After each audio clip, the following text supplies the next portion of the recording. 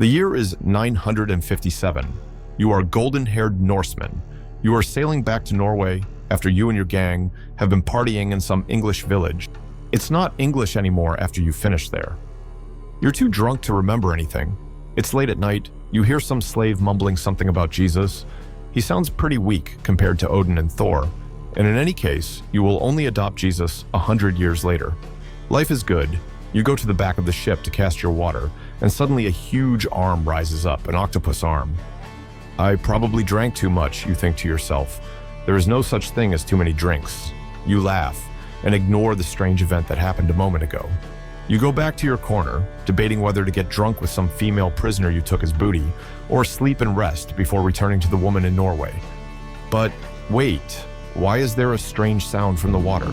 You look and see a pair of big red eyes. You rub your eyes in disbelief and the creature disappears. The night has passed. You return to your village in Norway, reunited with your wife, who is angry that you took more women as booty and not gold.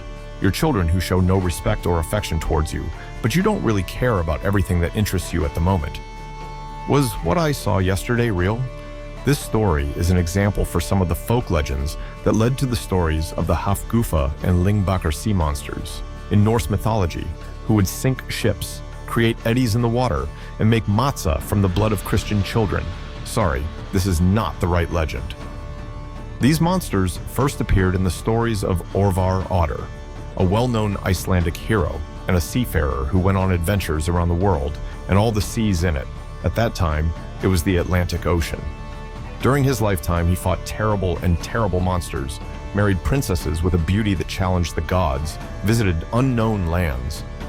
But over the years, Orvar missed his home.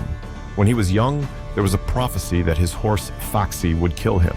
But it didn't happen. Orvar went to visit his horse's grave, and on the way to laugh at fate and the prophecy that didn't come true. But when he arrived, he tripped over the skull of his horse Faxi, from which a snake emerged that bit him and killed him. What did we learn from this story? A. Turn your horse into glue, don't bury it. B. Do not underestimate the prophecies. C. Oh yes, this is a video about the Kraken. The monsters Hafgufa and Lyngbakr are basically the basis of the idea behind the Kraken. So what does Kraken even mean, besides that it sounds cool and was in Pirates of the Caribbean? The name Kraken is derived from the word krak, a Norwegian word that indicates an animal that is harmful to health. Very specific to have a word for it. In modern German, however, the word Krake denotes an octopus, but also refers to the mythological Kraken itself. Contrary to popular opinion, the Kraken itself does not appear in Norse mythology, but Hafgufa and Lyngbakr do, and date from around 1250. The Kraken is actually a refinement and combination of the two.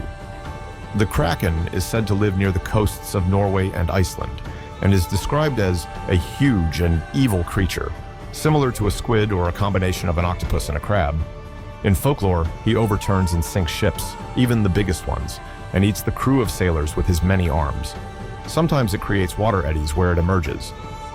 The Kraken has been feared for centuries. Norse sailors were afraid of it, and many stories of whole ships and their crew drowning did not contribute to its reputation.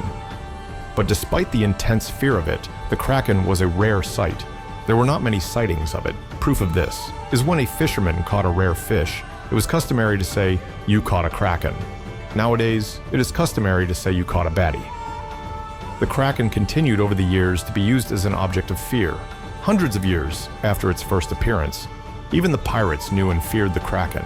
They used to tell stories about a terrible and huge monster with 1,000 arms that dwells in the depths and waits for adventurers, or stories about how they defeated the terrible Kraken. But over the years, the hype about it has decreased. And then the question remains, did the Kraken even exist? Or is the Kraken just another fairy tale from old times? The most widely accepted theory today posits that sightings of giant squids are the basis for the legend of the Kraken. These deep-sea dwellers can reach astounding sizes, with some measuring up to 43 feet, 13 meters in length. It is conceivable that encounters with such enormous creatures could have spawned exaggerated tales of the Kraken. The elusive nature of giant squids and their preference for the depths of the ocean may explain why these sightings were sporadic and shrouded in mystery. The first confirmed information about the giant squid was received in 1873 when a squid attacked a priest and a boy.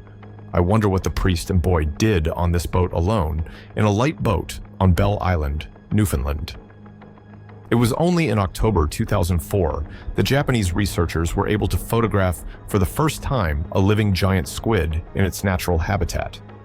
For the Japanese, this is a national hero. They greatly appreciate his work and the special films in which he took part. But is that all? Has the myth become a reality with the discovery of the giant squid?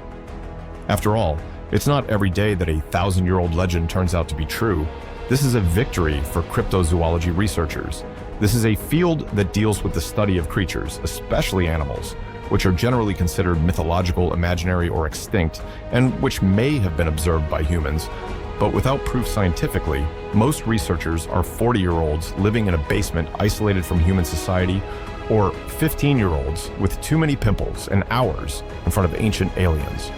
A counter-theory that keeps the romance and mystery alive attributes Kraken sightings to tectonic activity and seismic events. Some scientists speculate that earthquakes or underwater volcanic eruptions could disturb the ocean's equilibrium, causing massive creatures to rise from the depths.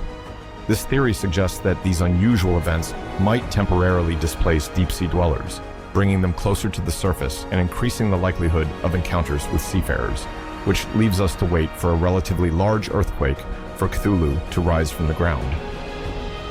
So the story of the Kraken was in the mouths of seafarers for hundreds of years, and it seems that in modern times the Kraken is nothing more than a fairy tale blown out of proportion. But what do you think? Do you support the conventional claim that the Kraken is a giant squid? Or maybe you believe that there are strange creatures and monsters under the surface of the water waiting to emerge free? Or maybe you even think that this whole story is just a dream of the drunken Viking who went overboard with the drinking and looting. Let us know in the comments.